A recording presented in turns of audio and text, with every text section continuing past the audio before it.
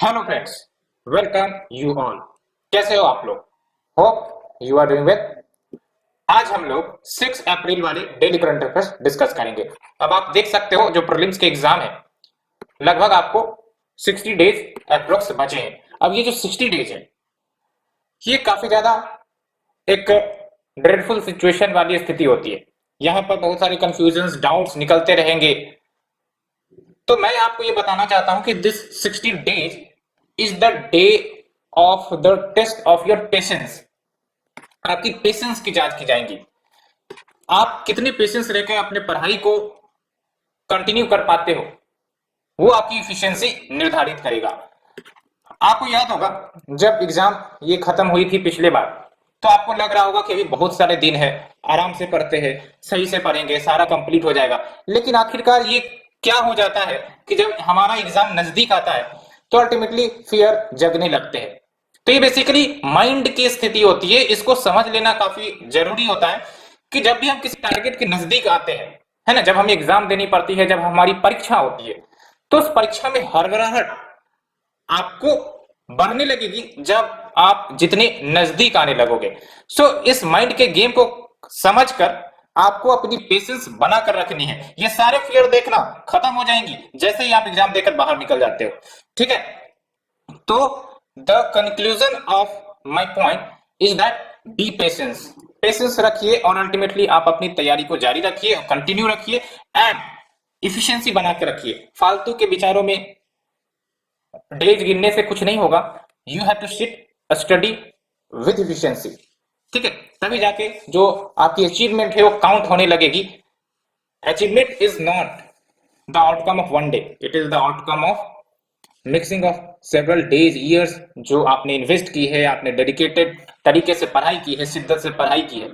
सो उस पर बिलीफ रखिए। आप अपने आप को कमजोर नहीं समझ सकते, बिकॉज आपको पता है हमारी जो पोटेंशियल होती है वो अनलिमिटेड होती है, but because of the environment, because of the peoples we interact with them, जिस प्रकार के पीपल से आप इंटरेक्ट करोगे, डिपेंडिंग ऑन दैट आपकी जो पोटेंशियल है वो लिमिट हो सकती है या फिर पोटेंशियल एक्सपेंड हो सकती है। इसलिए कहा जाता है कि आप उस एनवायरमेंट में रहिए, उन लोगों के साथ रहिए जो आपको बढ़ावा दे, जो आपके पोटेंशियल को खोलने की बात करे, जो आपको क्रिटिसाइज करे तो आप प्रसन्न हो कि ठीक है आपने हमें क्रिटिसाइज किया, हम अपनी कमजोरी को दूर करेंगे। ऐसा नहीं कि किसी ने क्रिटिसाइज किया तो हम जो है अपना गिल्ट महसूस करने लगे। एकदम अगर वो क्रिटिसिज्म पॉजिटिव है, आपके डेवलपमेंट के लिए कार्य कर सकती हैं, तो बेशक आप उस क्रिटिसिज्म को एज ए इनपुट का इस्तेमाल कर सकते हो और अल्टीमेटली आप अपने अंदर उसमें सुधार ला सकते हो। It is the best part. And generally हमें फियर ही होती है जब हम अपने क्रिटिक्स को सुनते हैं। अगर हमारी कोई तारीफ कर रही है तो फिर तो हम वाह वाह मानने लगते हैं, लेकिन अगर क्रिटिसिज्म आता है जहां पर हमारी कमजोरी रिफ्लेक्ट होती है तो हमें डर लगता है। हमें फीलिंग से घबराने की जरूरत नहीं है। ऑलवेज लुक अहेड कि हम क्या सुधार कर सकते हैं, क्या रिफॉर्म कर सकते हैं, क्या अपने अंदर बदल सकते हैं कि हम एक अच्छा जीवन जी सके, एक सही एंड विचार वाला जीवन जी सके, सो दैट हमारी आगे की जो जर्नी है वो सिर्फ पैसे पर आधारित ना हो, पैसे के अलावा भी जिंदगी है। एंड हमें उस माहौल में रहना है, सीखना है, जानना है, समझना है, जहां पर हम अपने आप को एक स्थिरता दे सके, हम अपने आप को एक उस मुकाम तक पहुंचा सके जहां पर हमारी जो पोटेंशियल है वो वीक ना होकर हमारी पोटेंशियल मल्टीप्लाई हो। सो हमेशा अपने आप को वीक नहीं, हमेशा अपने आप को चैलेंजर के रूप में समझने की कोशिश करिए कि इवन कोई भी चैलेंजेस है, हम लोग को क्या चैलेंजेस जब आ सकती है, कुछ कंसेप्ट नहीं समझ में आएंगे, इससे बड़ी चैलेंजेस क्या है। अगर आप अपने आप को कंपैरिजन करोगे विद द पीपल्स जिन्होंने बहुत सारे चैलेंजेस फेस किए, तो हमारे चैलेंजेस क्या है, कुछ भी नहीं, और उसके लिए हम मोटिवेशन लेके बैठते हैं। तो ये इसको आपको समझना पड़ेगा। और ये जो यूट्यूबर्स आपको छोटे छोटे बातों पर मोटिवेशन की बात करते हैं, तो ये सब पर आपको उतनी ध्यान देने की जरूरत नहीं है। आपको बस इतना समझना है कि भाई साहब पोटेंशियल तो हमारे अंदर है, और उस पोटेंशियल को जितना हम खोलेंगे उतना ही बेनिफिशियल हमारे लिए होगा। So always try to observe like that. तो आपकी जो एक्सपेंडिंग पावर है वो बढ़ेगी and you will enjoy that phase. जितना ज्यादा आप चैलेंजेस को एंजॉय करना सीख लेते हो अपने साथ रहकर, उससे ज्यादा सुख की बात और क्या हो सकती है।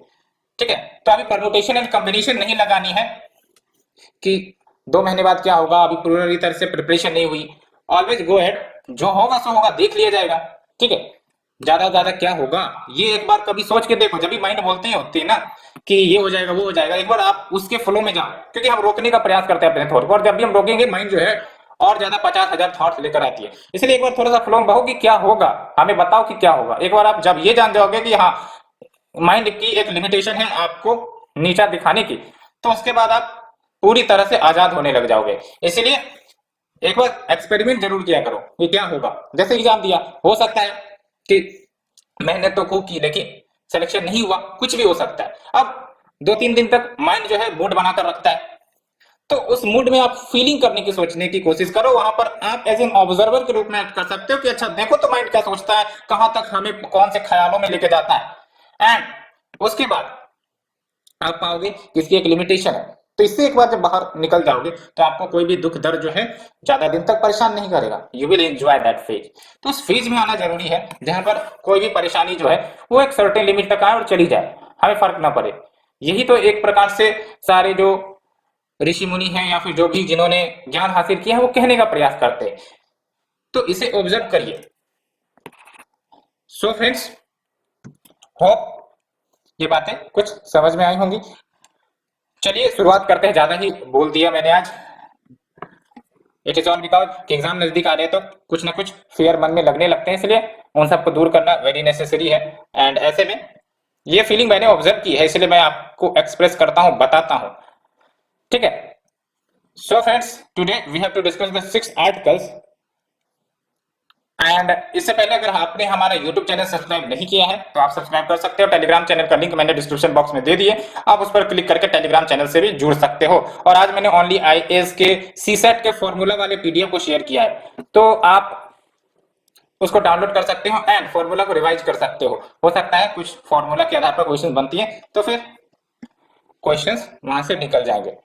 So friends, let's move to our first article. Parliament passed Delhi civic bodies and charter accountants bill. तो ये जो आपका दिल्ली सिविक बॉडीज वाली बात है, इसको मैंने एक बार डिस्कस भी किया था और फिर से हम डिस्कस करेंगे। जब हम बात करते हैं पार्लियामेंट की, तो इसका मतलब आपको पता है पार्लियामेंट में आपके लोकसभा राज्यसभा प्रेसिडेंट आ जाते हैं। President is not a member of Lok Sabha और Rajya Sabha, but president is a part of parliament. ये जरूर याद रखिए, बिकॉज बिना प्रेसिडेंट के असेंट के कोई भी जो बिल है आपका वो एक्ट नहीं बन सकता। ठीक है, दैट्स व्हाई। इसलिए जो प्रेसिडेंट होती है उसकी अपनी अहमियत होती है। ठीक है। एंड आप हमें बताओ, who is the constitutional head of the state, who is the executive head of the government. ये दो बातें आप हमें कमेंट सेक्शन में बता सकते हो। सो फ्रेंड्स, हम इन बिल के प्रोविजंस के बारे में डिस्कस करेंगे, लेकिन सबसे पहली बात सिलेबस के साथ हम शुरुआत करते हैं। तो वेयर इज द सिलेबस, आप देख सकते हो the first one will be covered under statutory, regulatory, various quasi-judicial bodies, government policies, interventions for the development in various sectors and issues arising out of the design and implementation। तो इस bill के बारे में हमने बात भी किया था, Delhi municipal corporation amendment bill 2022। इसके तहत जो अभी फिलहाल आपके 3 म्युनिसिपल कॉर्पोरेशन दिल्ली में देखने को मिलते हैं, that is south, north and east municipal corporation, इन सबको मर्ज करके एक किया जाएगा। ठीक है। तो इसके लिए क्या होगा कि जो आपका दिल्ली म्युनिसिपल कॉर्पोरेशन एक्ट 1957 है उसको अमेंड किया जाएगा। और ये जो अमेंडमेंट है बेसिकली 2011 के अमेंडमेंट को रिवर्स करता है, बिकॉज 2011 के जो अमेंडमेंट है इस एक्ट में जो की गई थी, उन्होंने ही एमसीडी को यानी कि जो म्युनिसिपल कॉर्पोरेशन ऑफ दिल्ली है उसको 3 भाग में बांटा था, जैसे आपका north, south and east MCD. ठीक है। तो उसको रिवर्स भी करता है। क्या की प्रोविजन है इसमें देख सकते हो, जो नंबर ऑफ सीट्स है एमसीडी में वो आपका लिमिट किया गया है 250। ठीक है। और यहाँ पर देख सकते हो सेंट्रल गवर्नमेंट के रूल को बढ़ाए गए हैं, जो सेंटर है वो अपॉइंट करेगा स्पेशल ऑफिसर अंटिल इसका पहला मीटिंग ना हो। ठीक है।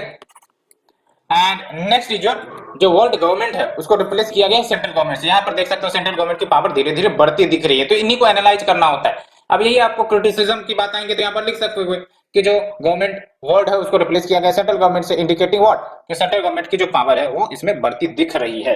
And next is mandatory e governance system for citizen. तो जो भी सिटीजन है उनको ई गवर्नेंस सिस्टम के माध्यम से सुविधाएं देनी जरूरी होगी by this new corporation.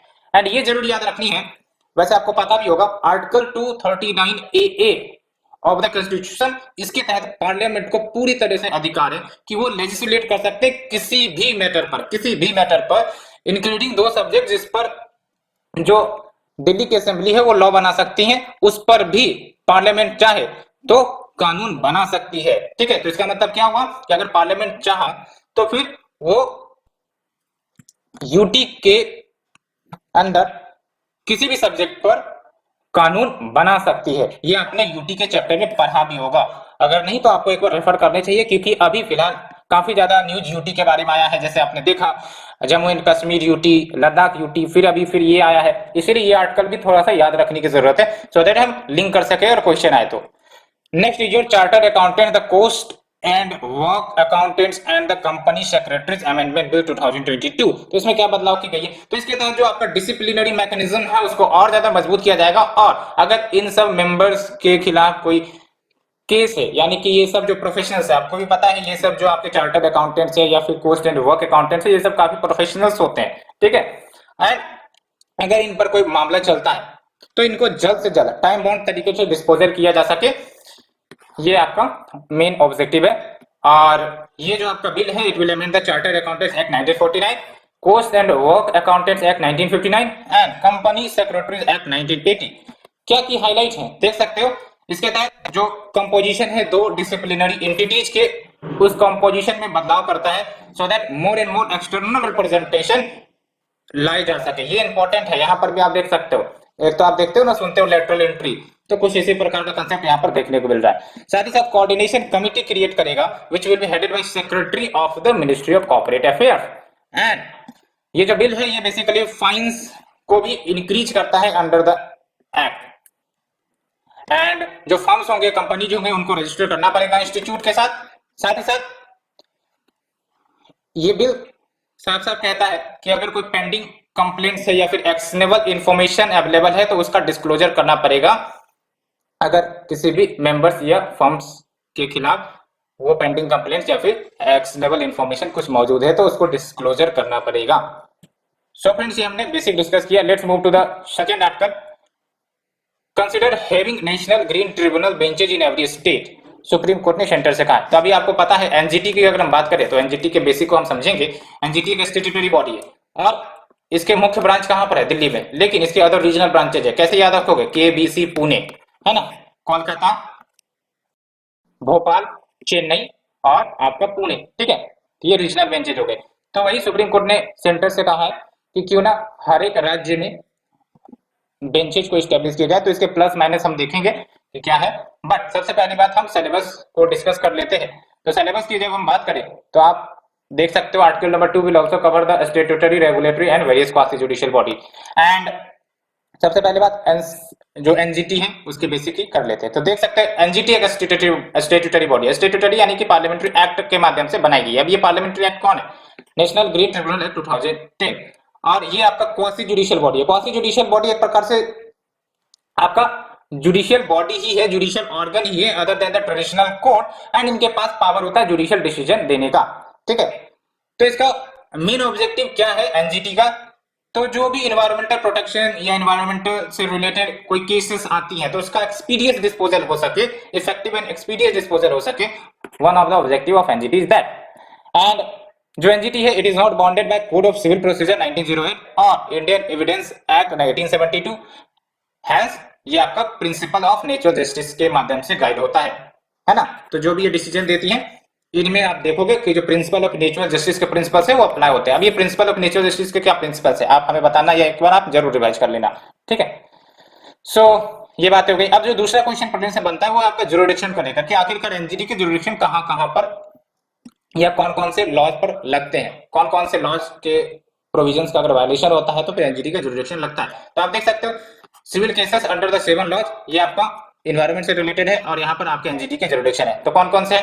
Water prevention and control of pollution act 1974, water prevention and control of pollution cess act 1977, forest conservation act 1980, air prevention and control of pollution act 1981, environmental protection act 1986, public liability insurance act 1991, biological diversity act 2002। तो ये दोनों confusing होगा but in दोनों पर भी लागू होते हैं। और ये याद रखना है आपको कि जो आपका वाइल्ड लाइफ प्रोटेक्शन एक्ट है 1972 एंड जो आपका फॉरेस्ट एक्ट है 1927 उस पर लागू नहीं होता। कैसे याद रखोगे? एक हो गया 1972 और इसी को उल्टा कर दो 1927, इन दोनों पर लागू नहीं होते हैं एनजीटी के जुरिडिक्शन, इसको ध्यान में रखना, ठीक है। सो आई थिंक सिलेबस डिस्कस कर दिया। हाँ, सिलेबस डिस्कस कर दिया। तो सुप्रीम कोर्ट बेसिकली एक पिटीशन हियर कर रही थी और इस पिटीशन में बेसिकली चैलेंज की गई थी various provisions of the NGT act 2010, जैसे फॉर एग्जांपल जो पावर वेस्ट की गई है सेंटर के पास कि वो इस्टेब्लिश कर सकती है स्पेसिफिक बेंचेज अगर चाहे तो ट्रिब्यूनल्स के किसी जगह पर स्टेट में। एंड ये दूसरी इंपॉर्टेंट बात काफी इंपॉर्टेंट है कि supreme court as the only appellate forum against the order of the NGT, की एनजीटी ने अगर ऑर्डर पास कर दिया तो फिर एपेलेट कहां की जाएंगी, तो सुप्रीम कोर्ट में। तो इन्हीं दो प्रोविजंस से रिलेटेड आपका जो पिटीशन है वो फाइल की गई थी सुप्रीम कोर्ट में।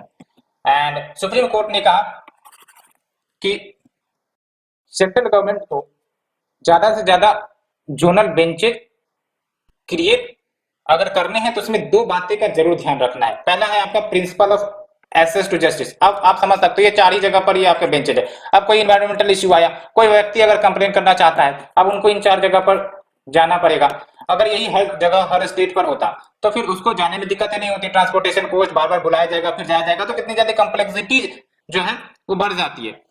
तो कहीं ना कहीं जो एक्सेस टू जस्टिस है उसको ध्यान में रखनी चाहिए while considering to expand the zonal benches and along with protecting the environment। तो दो बेसिक बात का ध्यान जरूर रखना चाहिए। पहली बात तो we should protect the environment, वो आपका कोर ऑब्जेक्टिव होना चाहिए, along with principle of access to justice, दोनों, ठीक है। एंड अभी आप देख सकते हो एट प्रेजेंट द एनजीटी है जब प्रेजेंस इन 5 जोन्स, तो 5 जोन्स में अभी प्रेजेंट है, तो नॉर्थ में है, सेंट्रल में है, ईस्ट में, साउथ में, वेस्ट में, और ये जो केबीसी पुणे है जो मैंने आपको बताया वो इन्हीं सब में आते हैं। जैसे फॉर एग्जांपल नॉर्थ जोन का जो हेडक्वार्टर है आपका दिल्ली है, तो एक जो बचा सेंट्रल, ईस्ट, साउथ, वेस्ट, तो जो सेंट्रल का कौन सा हो जाएगा, भोपाल में हो जाएगा, साउथ का कौन सा हो जाएगा, चेन्नई में हो जाएगा, है ना, वेस्ट, ये बातें हो गई। एंड अगर हम बात करें बेनिफिट्स ऑफ जोनल बेंचेस, तो पहली बात तो ये है कि अगर ज्यादा ज्यादा जोनल बेंचेस क्रिएट होते हैं, एक्सपेंड किए जाते हैं, तो जाहिर सी बात है जो एग्जिस्टिंग बेंचेज है उन पर लोड कम पड़ेगा क्योंकि जो केसेस वो डिस्ट्रीब्यूट हो जाएंगे। साथ ही साथ अब कोई व्यक्ति है जो कंप्लेन करना चाहता है एनवायरनमेंट से रिलेटेड कोई मुद्दे पर, तो वो आराम से अपने नजदीकी बेंचेस के पास पहुंच सकता है। तो एक प्रकार से पीपल जो है मोर इंगेज होंगे toward protection of the environment. साथ ही साथ it will bring the environmental justice to the doorstep of the citizen, ये बातें। सो फ्रेंड्स ये हमने डिस्कस कर लिया, एनजीटी के बेसिक के बारे में भी डिस्कस कर लिया, and I think this article is over. Let's move to the third article. Germany shuts down servers for Russian darknet marketplace Hydra. तो डार्कनेट क्या है? ये डार्कनेट धरती पर बड़ा ही अजीब गजब चीज है, एक बार आप YouTube पर सर्च कर सकते हो। वैसे तो आप जानते हो कि डार्कनेट क्या है। डार्कनेट जैसे आपका एक सरफेस इंटरनेट होता है, सरफेस इंटरनेट जैसे आप एक्सेस करते हो इंटरनेट को via your regular browser, Chrome, safari, Google सब, या फिर जो आपके जो भी सर्च इंजन है वो सब आपके सरफेस वेब पर ही देखने को मिलता है। लेकिन डार्कनेट क्या है? एक प्रकार से आप गुफा मानो जिसमें अंदर जाने से वो सारी चीजें आपको अवेलेबल होंगी जो आपके सरफेस वेब पर तो दिखती ही है, लेकिन बहुत सारी इलीगल एक्टिविटीज या गतिविधियों को अंजाम दिया जाता है एंड इसको ट्रैक करना मुश्किल होता है। दैट्स वाई जो आपके गलत लोग होते हैं या फिर जो टेररिस्ट सब होते हैं वो सब इसका इस्तेमाल करते हैं for their communication, for the transportation of the drugs. ये सब आपका बेसिक कंसेप्ट है डार्कनेट का, ठीक है। यूट्यूब पर आप देखोगे तो आराम से ये डार्कनेट के बेसिक के बारे में आपको पता चल जाएगा। तो अभी क्या कंटेक्स्ट आया है, तो जर्मनी ने शट डाउन किया है servers for the Russian darknet marketplace Hydra. तो हमें तो डार्कनेट के बारे में जानना होगा बेसिकली। तो ये जो हाइड्रा मार्केट है ये basically Russian darknet market place है और it is considered as world's biggest and oldest darknet market place, जहां पर आपके इलीगल आइटम्स एंड सर्विसेज बेचे खरीदे जाते हैं, ठीक है। ऑनलाइन प्लेटफॉर्म फ्लिपकार्ट, अमेजन, यहाँ पर से आप क्या करते हो, प्रोडक्ट खरीदते हो ना, बट ये सब लीगल है। लेकिन जो आपके डार्कनेट मार्केट प्लेस जाओगे तो यहाँ पर जो भी इलीगल चीजें खरीदनी है, बेचनी है, वो यहाँ पर किए जाते हैं, ठीक है। लेकिन इसका पॉजिटिव बेनिफिट है वो भी हम देखेंगे। ज्यादातर इसको नेगेटिव सेंस में देखा जाता है, लेकिन पॉजिटिव बेनिफिट क्या है we will discuss that. But सबसे पहली बात हम सिलेबस से शुरुआत करते हैं। The syllabus will cover awareness in the field of IT, computers, इसमें आपके आएंगे, ठीक है। तो जब अगर हम बात करें डार्कनेट की तो इसको डार्क वेब भी कहा जाता है और ये इंटरनेट का वो हिस्सा है जिसको एक्सेस नहीं किया जाता ट्रेडिशनल सर्च इंजन से। दैट्स व्हाई इसको रेगुलेट करना, मॉनिटर करना मुश्किल होता है, बिकॉज गूगल है या फिर आपके जो भी माइक्रोसॉफ्ट है या फिर जो भी आपके वेब्स हैं, क्रोम, सफारी, इन सब पर जो भी आप टाइप करते हैं लिखते हो, एक एक चीज ट्रैक की जाती है। दैट्स व्हाई जो भी एड्स आपको देखने को मिलते हैं आपके यूट्यूब पर या फिर फेसबुक पर, वो आपके इंटरेस्ट के अकॉर्डिंग होता है, समझ में। लेकिन डार्कनेट पे ऐसा कुछ नहीं है, ट्रैक ही नहीं किए जाते जनरली, गवर्नमेंट अथॉरिटीज हो या फिर कोई। तो देख सकते हैं इसके लिए नॉन स्टैंडर्ड कम्युनिकेशन प्रोटोकॉल्स का इस्तेमाल किया जाता है। दैट्स व्हाई जो आपके इंटरनेट सर्विस प्रोवाइडर्स हैं या फिर गवर्नमेंट अथॉरिटीज है उसको एक्सेस नहीं कर पाते, ट्रैक नहीं कर पाते जो भी चीजें वहां पर ऑपरेट हो रही है, ठीक है। एंड जो कंटेंट होती हैं डार्कनेट पर वो इनक्रिप्टेड होती हैं and it requires specific browser such as tor, जिसको हम कहते हैं the onion router to access those pages. ऐसा नहीं कि आप क्रोम पर चल गए और डार्क वेब में एक्सेस कर पाओगे, उसके लिए स्पेशल ब्राउजर सब होते हैं। एंड ये जो डार्कनेट है ना, ये darknet it is a part of deep web. Deep web तो और ज्यादा ब्रॉडर कंसेप्ट है, इसमें वो साइट सब भी आ जाती हैं which is protected by passwords, यानी कि आपको अगर साइट में इंटर करना है तो you need to enter the password. Password enter करोगे तभी आप इंटर कर सकोगे, और ये पासवर्ड सर्टेन व्यक्ति के पास ही अवेलेबल होती है जो इन सब वेब से जुड़े होते हैं। एंड ये फिर आप देख सकते हो जब हम बात करें सरफेस वेब की, तो the part of internet which is really available to the general public, हम और आप इसे एक्सेस कर पाते हैं, which is searchable by the standard search engine, तो उसको हम सरफेस वेब कहते हैं। लेकिन ये जो मैंने आपको बताया कि पॉजिटिव एस्पेक्ट है वो ये कि it is used by journalist and citizens working in oppressive regions. अब जैसे फॉर एग्जांपल कोई ऐसा देश है जहां पर इंफॉर्मेशन शेयरिंग अलाउ नहीं है, देश की क्रिटिसिज्म अलाउ नहीं है, तो वहां पर क्या होंगी कि जो जर्नलिस्ट होंगी, सिटीजंस होंगी, अगर कुछ बातें दुनिया को बतानी है तो फिर डार्क वेब का इस्तेमाल करके वो बता सकती हैं, ठीक है, कि हमारे देश में ये हो रहा है, इतनी बुरी वो चीजें हो रही है, ह्यूमन राइट्स का वायलेशन हो रहा है, ठीक है। तो जर्नलिस्ट एंड सिटीजंस इसका इस्तेमाल कर सकते हैं, रिसर्चर्स और स्टूडेंट्स सब इस्तेमाल करते हैं to do research on sensitive topics, law enforcement agencies भी इस्तेमाल करते हैं to track the terrorist, to track the illegal funding to the drugs. Concerns over its use, क्या कंसर्न्स है, तो पहली बात तो एनोनिमिटी, तो ट्रैक करना मुश्किल होगा। एक प्रकार से इसको हेवन फॉर इलिसिट एक्टिविटी का नाम दिया गया है ना, इलिसिट एक्टिविटी का हेवन, यहाँ पर खूब इलिसिट एक्टिविटी होती है, privacy concern, ethical concern, drug dealing, communication bye terrorist, तो ये सब नेगेटिव कंसर्न है, ठीक है। तो जैसे आप देख लो समुद्र होते हैं ना, समुद्र में एक होता है सरफेस करंट, एक होता है डीप करंट। तो सरफेस करंट जो आपको सरफेस पर उपलब्ध हो जाता है, Benguela current, Florida current, California current, Kuroshio current, है ना। लेकिन डीप वेव हो गया आपके सिमिलर टू द डीप, जो डीप करंट होते हैं, एक प्रकार से ऐसे मैनेज कर सकते हो, ठीक है। और यहाँ पर आप देख सकते हो 4% ही आपका सरफेस वेव में है, डीप वेव में आपका 90% है। स्पेस से भी आप तुलना कर सकते हो, आपने होगा डीप एनर्जी का नाम सुना होगा, डार्क एनर्जी जिसको कहते हैं, तो उसी सब के कंसेप्ट पर आधारित इसको नाम दिया गया। सो फ्रेंड्स ये हमने डिस्कस किया, let's move to the next article.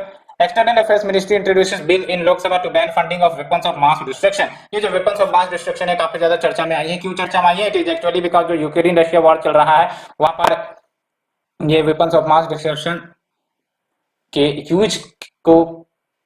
Use के कंसर्न्स को लेकर ये आपका न्यूज में आया है, ठीक है। जब हम बात करते हैं वेपन्स ऑफ मास डिस्ट्रक्शन, इसका मतलब क्या हो, वैसे वेपन्स या डिवाइसेस, चाहे वो न्यूक्लियर हो, रेडियोलॉजिकल हो, केमिकल हो, बायोलॉजिकल हो, जिसका objective large number of population को हार्म करने का हो, ठीक है। जैसे अगर हम बात करें हिरोशिमा नागासाकी पर जो बम गिराए गए थे, कितने भारी संख्या में लोगों की जाने गई थी, तो ये सब एग्जाम्पल है आपके वेपन्स ऑफ मास डिस्ट्रक्शन की। इवन एक बार अगर इसका इस्तेमाल हो जाता है तो मास पॉपुलेशन विल बी एलिमिनेटेड, इसलिए इसका डर काफी ज्यादा होता है, ठीक है।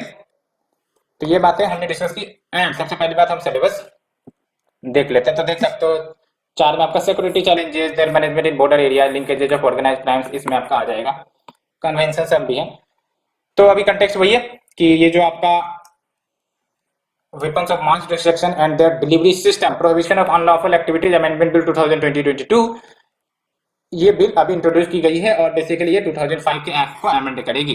And weapons of mass destruction क्या है हमने डिस्कस कर लिया, और क्या इंपॉर्टेंट प्रोविजन है इस बिल की। तो पहली बात तो ये कि कोई व्यक्ति जो इन्वॉल्व है for financing any prohibited activity under this act, या फिर under United nation security council act 1947 और under any other relevant act which is in force related to the weapons of mass destruction and the delivery system, तो ऐसे व्यक्ति पर कार्रवाई की जाएगी, ठीक है, जो इन्वॉल्व है इन सब के फाइनेंसिंग एक्टिविटीज में।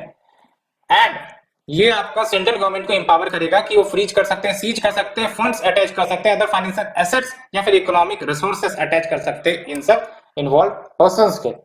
एंड जो भी फंड्स हैं उसको अवेलेबल कराना, फाइनेंशियल एसेट्स और economic resources for any prohibited activity with respect to the weapons of mass destruction and the delivery system, उसको प्रोहिबिट करता है। वही बात रिपीट हुई है, ठीक है। अब बात करते हैं सिग्निफिकेंस क्या है अमेंडमेंट की। तो सिग्निफिकेंस यही है कि जो आपका इंडियन रेगुलेशंस है उसको और ज्यादा मजबूत किया जा रहा है on the proliferation of weapons of mass destruction and the delivery system. कैसे? तो देख सकते हैं जो आपका 2005 का एक्ट है does not cover the financial aspect of such weapon, लेकिन यहाँ पर आपका फाइनेंशियल एस्पेक्ट कवर की गई है अच्छे से, ठीक है। एंड दूसरी इंपॉर्टेंट बात ये कि जो इंटरनेशनल ऑब्लिगेशन है भारत की under the United nation security council targeted financial sanction, कि फाइनेंशियल सैंक्शंस लगाए जाए, एज वेल एज जो फाइनेंशियल एक्शन टास्क फोर्स है एफएटीएफ किसका आता है बताना। तो इन सब के इंटरनेशनल ऑब्लिगेशंस को इंडिया फुलफिल करने के लिए ये आपका अमेंडमेंट कर रहा है, ठीक है। अब ये कुछ इंपॉर्टेंट इनिशिएटिव लिए गए हैं against the weapons of mass destruction. देख सकते हो बायोलॉजिकल वेपन्स कन्वेंशन, ये भी एक प्रकार से क्या है, वेपन्स ऑफ मास डिस्ट्रक्शन है। बायोलॉजिकल वेपन मतलब क्या, जैसे कोई एग्जांपल ऐसा आर्टिफिशियल वायरस बना लो धरती पर कि एक बार वो फैल गया तो फिर पूरे पॉपुलेशन का तबाही हो सकता है। तो ये हो गया आपके बायोलॉजिकल वेपन्स कन्वेंशन, उसको रेगुलेट करने के लिए भी है। केमिकल वेपन्स कन्वेंशन जो केमिकल वेपन्स को रेगुलेट करता है। And we have the treaty on the non proliferation of nuclear weapon, and we have the treaty on the prohibition of nuclear weapons and partial test ban treaty. Basically ये बोलता है कि जो भी आपके वेपन्स ऑफ मास डिस्ट्रक्शन है उसका test waste ना हो, ठीक है।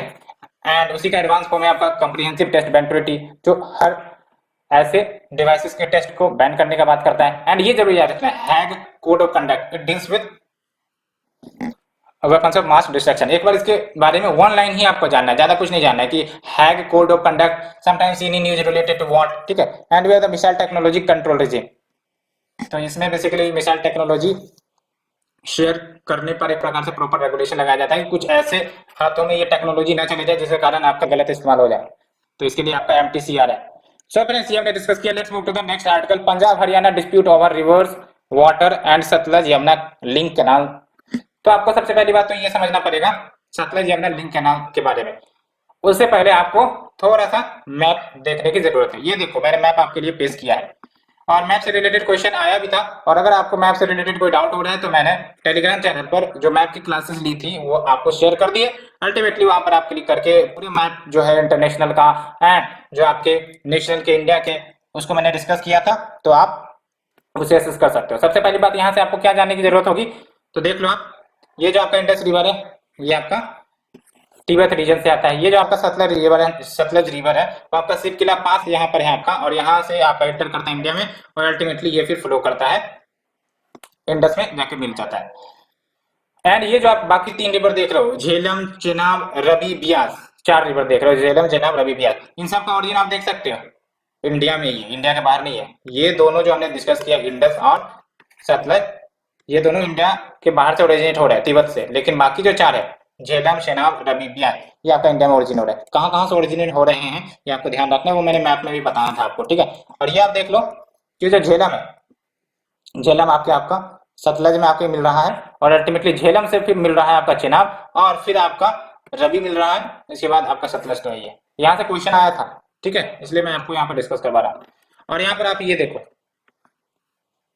ये है आपका पंजाब, ये आप हरियाणा, ठीक है। यहाँ से आपका यमुना निकलती है, यहाँ कैनाल बनाए जाएंगे हरियाणा में एंड बेसिकली इसको फिर जोड़ा जाएगा, तो ये हो गया आपका यमुना कैनाल लिंक। तो हो इसको आपने समझा होगा। तो सबसे पहली बात तो सिलेबस देख लेते हैं। तो सिलेबस इज वेयर, हाँ देख लो, separation of power between organs, dispute retention mechanism and institution, ठीक है। तो हरियाणा विधानसभा ने बेसिकली रेजोल्यूशन पास किया है सो दैट जो आपका सतलज यमुना कैनाल बनाने का प्रपोजल था उसको जल्द से जल्द कंप्लीट किया जा सके। तो जो आपका सतलज यमुना कैनाल इसके बारे में थोड़ा सा जानते हैं। ये बेसिकली 214 किलोमीटर लंबा कैनाल प्रपोज किया गया था जो सतलज और यमुना को कनेक्ट करेगा। यहाँ पर आप मैप में देखो, ठीक है, ये आपका सतलज रिवर, ठीक है, और ये आपका यमुना, ठीक है, और ये यमुना कैनाल हरियाणा ने बनाया है अपने स्टेट में। और अब पंजाब की बारी है कि वो अपने रीजन में जो कैनाल का पोर्शन आएगा उसको कंप्लीट करे सो दैट हरियाणा इसको लिंक कर सके जल्द से जल्द, बिकॉज हरियाणा ने अपना पार्ट कंप्लीट कर दिया है लेकिन पंजाब अभी नहीं किया है, दैट्स व्हाई इशू निकल कर आई है, ठीक है। और ये लिंक हो जाएगा तो एक प्रकार से हरियाणा में वाटर की एसेसिबिलिटी हो जाएगी फ्रॉम दिस कैनाल। तो ये आपका बेसिक है, ठीक है। तो ये हमने देखा, और इसकी प्लानिंग आप देख सकते हो काफी पहले 1966 में ही प्रपोज की गई थी, after the state Haryana was formed out of Punjab. And इस कैनाल का बेसिक ऑब्जेक्टिव यही है कि जो हरियाणा है उसको अपना average annual share surplus Ravi Beas water का मिल सके। तो कैसे मिलेगा? जब कैनाल कनेक्ट होगी, है ना, यहाँ पर आप देख सकते हो जब ये कैनाल कनेक्ट होगी तो फिर यहाँ का जो सरप्लस वाटर इधर ट्रांसपोर्ट होगा, तो आराम से हरियाणा को वाटर इधर मिलेगी, ठीक है। तो ये हो गई। तो हरियाणा ने अपना जो पार्ट है SYL कैनाल का वो तो 1980 में ही कंप्लीट कर लिया था, लेकिन पंजाब डिले करता आ रहा है क्योंकि उनका कहना है कि वाटर की अवेलेबिलिटी ही नहीं है। तो अगर कैनाल बना दी जाएंगी तो हमारे यहाँ वाटर का क्राइसिस आ जाएगा, ठीक है। तो ये जो आपका SYL कैनाल है, it will help in addressing the water shortage in southern parts of Haryana. ये हमने मैप में भी देखा। लेकिन पंजाब का कंसर्न यही है कि स्टेट जो है वो ड्राई हो जाएंगी by 2029 as per the report by the state government study because of the over exploitation of ground water. इसलिए अगर हम कैनाल के माध्यम से आपको वाटर प्रोवाइड करने लगे तो फिर हमारी जो स्थिति और गड़बड़ हो जाएंगी। तो ये इश्यू चल रही है, ठीक है। इसलिए डिले भी हो रहा है कैनाल का जो कंपोनेंट है पंजाब में बनाने में। मैकेनिज्म क्या होता है? Resolution of inter state water dispute. तो एक प्रकार से आप देख रहे हो ये आपका इंटर स्टेट वाटर डिस्प्यूट ही है। कैसे सॉल्व करेंगे? तो संविधान की बात करें तो संविधान में एक आपका आर्टिकल है, article 262, very very important, you need to remember that. इसके तहत जो पार्लियामेंट है वो बेसिकली अगर कोई इंटर स्टेट वाटर डिस्प्यूट वाली इश्यू आती है, ठीक है, तो उसके एजुकेशन के लिए पार्लियामेंट समाधान निकाल सकता है। तो पार्लियामेंट ने basically inter state river water dispute act 1956 लाया था for the setting of tribunals, जो एजुकेट करेगा, जो मैटर को सॉल्व करेगा अगर कोई इंटर स्टेट रिवर डिस्प्यूट का मैटर आता है तो। And along with what we have the interstate river water dispute amendment bill 2019 जो अमेंड करेगा 1956 के interstate river water disputes act को। तो ये हमने बेसिक को समझा। Let's move to the next article friends. Supreme court seeks update on power cables at great Indian bustard habitat. ये न्यूज मैंने 4 बार 5 बार डिस्कस किया होगा। ये जो ग्रेट इंडियन बस्टर्ड है, ठीक है, ये आपको पता है राजस्थान गुजरात सब में मिलते हैं, लेकिन इसके डेथ होने का क्या कारण है पता? एक तो कारण होता है इसका हैबिटेट डिस्ट्रक्ट हो रहा है, दूसरा जो प्रे की पॉपुलेशन है जो ये खाते हैं उसमें कमी आना। लेकिन एक और बड़ा चैलेंज निकल कर आया जिसको हम कह सकते हैं कि ह्यूमन मेड चैलेंज है ये आपका ग्रेट इंडियन बस्टर्ड के लिए, वो है आपका पावर केबल जो इनके हैबिटेट में फिट की जाती है। तो जो पावर केबल्स होती हैं आपको पता हाई पावर्ड होती है, अब जैसे ही इनके विंग्स उसमें टच होते हैं इनको करंट लग जाती है, उनकी मृत्यु हो जाती है, और काफी बड़ी संख्या में इस प्रकार से होने वाली मृत्यु को ऑब्जर्व किया था। इसलिए सुप्रीम कोर्ट ने बेसिकली ये ऑर्डर किया था कि जो भी आपके पावर कंपनी जो है राजस्थान में गुजरात में जो भी आपके हाई टेंशन पावर लाइंस बिछाए जाते हैं इन एरियाज में उसको अंडरग्राउंड किया जाए, सो दैट जो ग्रेट इंडियन बस्टर्ड है वो इनके करंट से बच सके। और इसके लिए 3 मेंबर हाई लेवल कमेटी भी बनाई गई थी to look up into the feasibility of the work. तो अब बेसिकली सुप्रीम कोर्ट ने डायरेक्ट किया है इस हाई लेवल कमेटी को कि वो सबमिट करे status report in the 3 weeks. लेकिन आपको पता है सेंट्रल एंड राजस्थान गवर्नमेंट ने ऑब्जेक्ट किया था इस सुप्रीम कोर्ट के ऑर्डर को, कहा था कि ये जो ऑर्डर पास की गई है सुप्रीम कोर्ट के द्वारा it is not feasible, because यहाँ पर आपका 2 इश्यू आ जाती है। एक तो सेफ्टी रिस्क का इश्यू आ जाता है, दूसरा अगर अंडरग्राउंड वायरिंग की जाएंगी तो काफी ज्यादा कॉस्ट लगेगा, तो फिजिबिलिटी की इश्यू निकल कर आ रही थी। साथ ही साथ ये भी बोला गया कि अगर ऐसा किया जाएगा तो एडवर्स इंप्लीकेशंस हो सकते हैं पावर सेक्टर के लिए भारत में।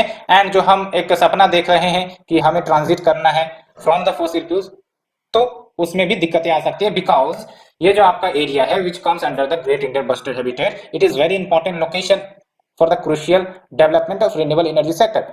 तो जाहिर सी बात है यहाँ पर अगर सब कुछ अंडरग्राउंड किए जाएंगे तो एडिशनल कॉस्ट बढ़ जाएगा, एडिशनल कॉस्ट बढ़ जाएगा, तो फिर जो आपके पावर सेक्टर इंसेंटिवाइज नहीं हो सकेंगे for this renewable energy projects.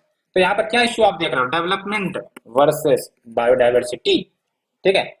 Other threats क्या है ग्रेट इंडियन बस्टर्ड के? हंटिंग कर ली जाती है, हैबिटेट इरोजन है, ग्रीनिंग प्रोजेक्ट जो ट्रांसफॉर्म कर रहे हैं arid grassland to wooden area. ये आप अच्छे समझ लो, ग्रीनिंग प्रोजेक्ट मतलब क्या? राजस्थान है, राजस्थान डेजर्ट वाले इलाके होते हैं, यहाँ पर आपका ग्रीनिंग लाने के लिए पेड़ पौधे लगाए जा रहे हैं। लेकिन आपको पता है जो ग्रेट इंडियन बस्टर्ड है वो एरिड रीजन में रहते हैं, यहाँ पर जितना ज्यादा आपका एफोरेस्टेशन किया जाएगा तो एरिड हैबिटेट कहीं ना कहीं श्रिंक हो जाएंगे। तो ये भी एक कारण है, ये भी ध्यान रखना है आपको, ठीक है। Grinning projects and predators praying on the eggs, हाँ जो भी एग्स ये ले डाउन करते हैं प्रेडेटर जो है इनके एग को प्रे कर लेते हैं।